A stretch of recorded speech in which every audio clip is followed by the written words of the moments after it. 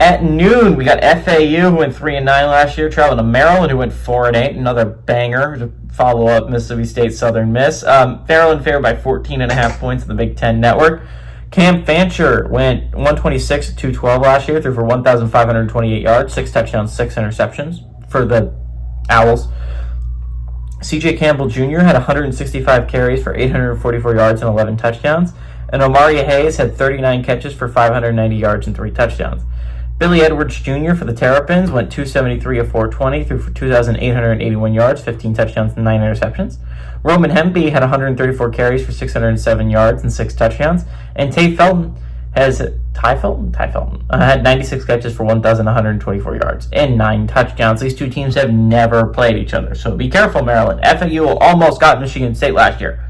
They almost got them. They did not, and FAU is not a good team last year, but they almost got Michigan State to start the year.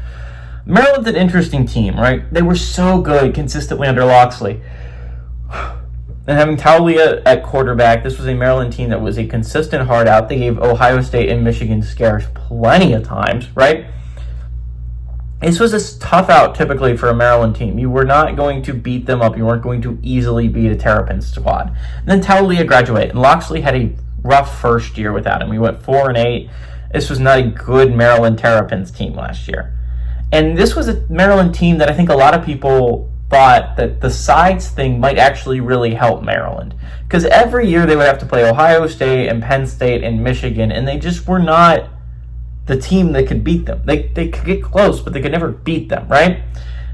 All on the West, they consistently could beat teams like Iowa. They could beat teams like Wisconsin. Like, it wasn't as insane as expecting you to go up against the Michigans of the world, or the Ohio States of the world, or the Penn States of the world, and you have to play all of them every year. And so everyone thought that Maryland had the fact that we're getting rid of sides and you don't have to play those teams every year, that's going to be big for Maryland. Maryland was a team that looked like they would go like 8-4 every year, and 3 of those losses would be Michigan, Penn State, and Ohio State, right? Like, this was a team that was on the cusp of doing something, and then they fell flat on their face.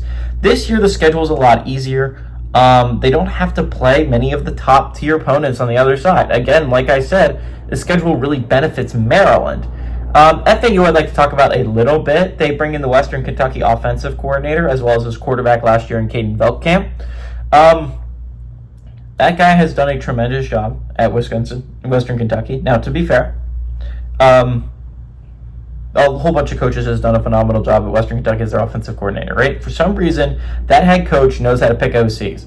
But he gets a chance to be a head coach at FAU. He brings in an experienced quarterback in Veldkamp that can absolutely... That guy played in a Conference USA championship last year. He has seen college ball. He knows how to step up to the occasion. That guy's someone that can absolutely throw for a lot of yards. Now, I don't know who Maryland's quarterback is going to be. I think there's a lot of question marks in the air about Maryland, but I'm a big believer that Maryland turns it around this year. I mean, they're not competing for the playoffs, but I think they're going to go back bowling. I think this is going to be a solid, if unspectacular, year for Maryland. I think they're starting to get their feet under them again. I still think Loxley's a hell of a coach, and I think he's going to get them back on the right track. Give me Maryland to win and Maryland to cover at home.